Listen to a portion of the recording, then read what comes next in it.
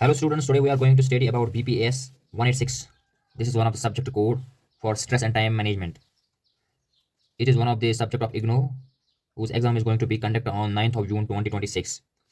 I have extracted and analyzed the last few years of question papers. Approximately 7 years of papers I have analyzed. And what I have got from there will surprise you. There are a number of questions which have been repeatedly asked. Approximately, as you can see here, around 3 questions were asked repeatedly across all these 7 papers. Now, if we prepare ourselves as per these papers, as per the trend, we have noticed it, and I have myself observed that whenever the question paper is asked, it has been always kept in mind by the examiner the previous year trends. That's why it's important for us as students to prepare according to the trends and how the question papers are being designed.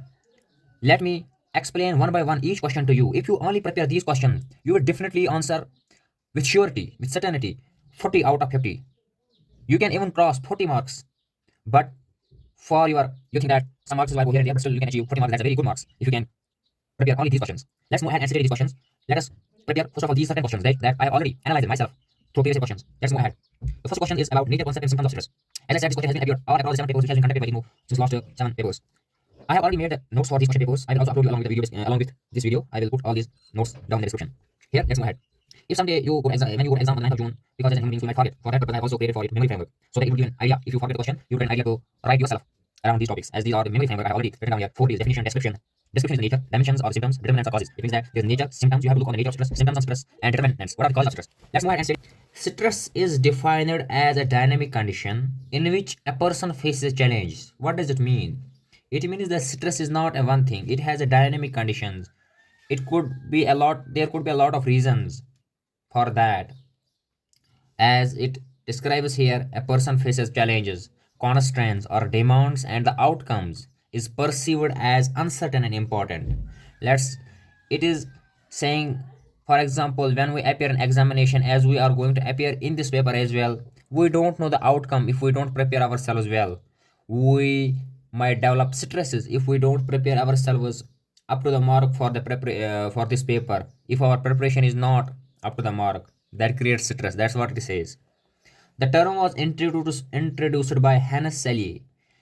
This person has introduced this term. You should remember it. It would really help you if you include this in on. He describes stress as non-specific response of the body to any demand. It actually is not. It's not any specific response because we don't give any specific response to each demand. But as human beings, when we have a lot of things to do, the stress comes itself. Stress is not always negative. You have to look at that. Stress is always having two categories. One is positive. Positive stress is also called stress. It motivates performance. While distress is stress which is negative, which harms the health and performance. Let's go ahead. Now let's say of nature of stress. What nature of stress is? There are a number of factors that include nature of stress. Number one is universal. Every person experiences stress at some point in life. It means that why is stress universal? Because everybody in this universe has to face stress at some point of his life, or her life, because nobody can escape from it. It is certain.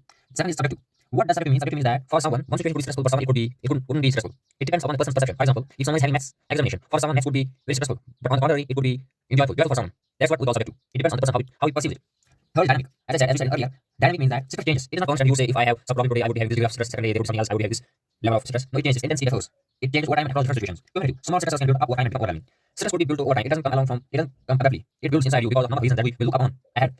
Both positive and negative. Moderate stress improve performance. As we say, stress has both positive and negative impacts on us. But if there is a very moderate stress, that probably would help you rather than impacting you badly. But if there is excess of stress, like excess to stress, damages health. That's for sure. The third is symptoms of stress. There could be a lot of symptoms. How you would know that you have stress? You're going to stress. Number one is physical symptoms. These are physical symptoms that you would notice in your body.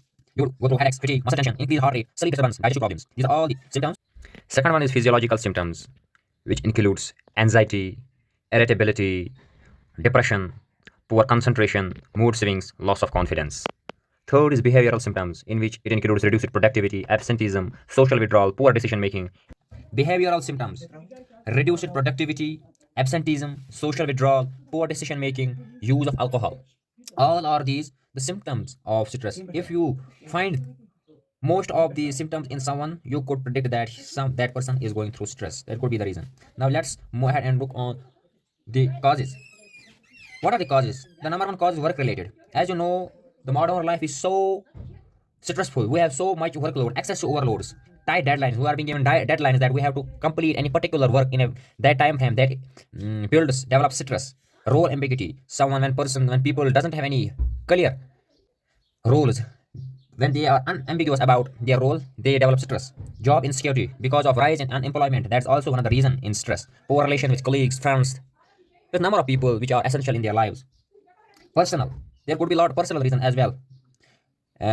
Personal means that financial problems. Someone might go through financially difficult times, family conflicts, health concerns, and relationship issues. Environment could be the reason as well, like noise, pollutions, overcrowding. For some, overcrowding could be stressful. Natural disasters could bring stress. Physiological, like perfectionism, like we as in the era of social media, when we compare ourselves, we always try to be perfect. That also brings us expectation, and which could lead to stress. Negative thinking. We always think negative about ourselves, which could bring stress, which could lead to stress. Thinking low self-esteem. When we look over the social media, when we see people having different things, and on the other hand, when we look on ourselves, we feel very low esteem. Fear of failure. Failure is certain in life, but we fear because of that. That could also bring stress in life.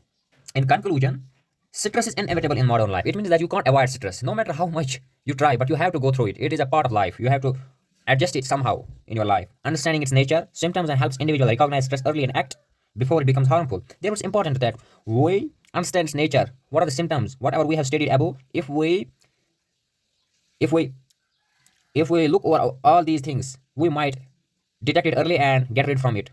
Thank you. Have a nice day.